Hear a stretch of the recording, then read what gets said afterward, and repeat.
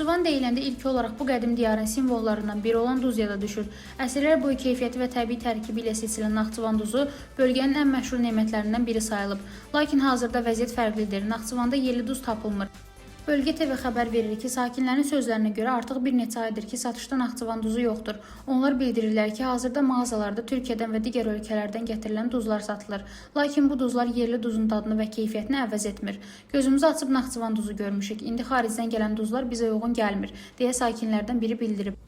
Naxçıvan Muxtar Respublikasının İqtisadiyyat Nazirliyindən verilən məlumata görə Duz dağ massivində yerləşən 5 nömrəli duz mədənində texniki təhlükəsizliyin gücləndirilməsi məqsədi ilə işlər aparıldığından duz çıxarılması müvəqqəti dayandırılıb.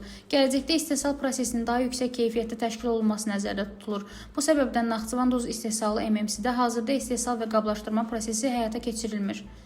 Rəna Rövşənqızı, BTV.